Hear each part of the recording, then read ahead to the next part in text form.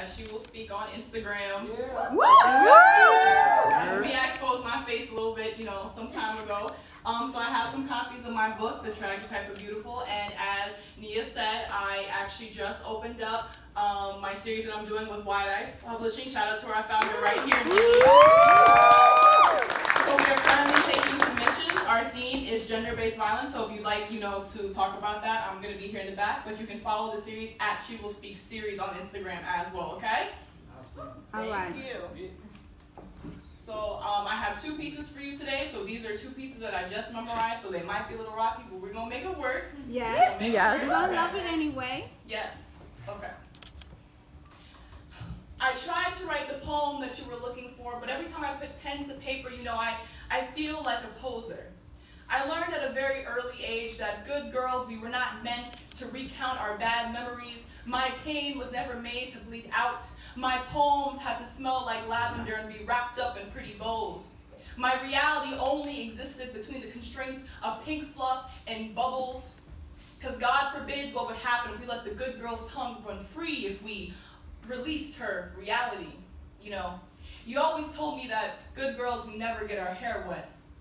What were you afraid of? That you were keeping me in the shallow end, even though you knew I had no fear of diving headfirst into the abyss? Were you afraid that I would rise from the water, baptized in my freedom, rinsing away all your painted-on perceptions of me?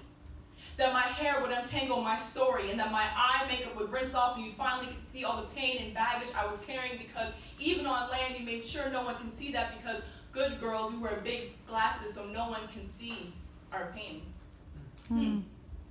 You told me it was for my own good, that I just needed to be a little smaller, that my words were too much for those listening. You told me to downsize. It'd be a lot easier. But the older I got, I realized I did not want to be chained in lies, and that's when you stopped bringing me up. I hear that I no longer fit into your optics anymore. You no longer bring me up at the salon. I'm not in your church picnic conversations. Was I no longer good table talk for you? Did they tell you, though? Did you tell them, though, that I tried to write you about these happy things, hoping that I'd be happy, but I was not happy. You see, I could not be happy knowing that I had to chew my words before they left my mouth so they'd be easier to those receiving them. You told me I could never offend. You told me no good man would want a woman with so many opinions. Just be quiet. Just say a little less. Just be a little less. Your words were too much. You made me think I was too much, and I walked around believing that I was too much for this world, that I was just too big. But thankfully, the older I got, the more those chains slipped off of me. You see, I am not too big. You see, anytime I put pen to paper, I'm not writing for you. You see, I'm rewriting the silence I was forced to have because good girls were forced to sit front row at church, making our halos perfectly tilted. Well, my halo was never perfectly positioned in the first place. You see, my tongue was made to cut boundaries. I was never made to cater to the insecure. My words were made to start movements and make change, and you wanted to wrap me up in satin bows and put me into tiny little boxes. Do I look like I fit into a goddamn box? Listen, I don't write for you. I write for all of those who are still swimming in the shallow end.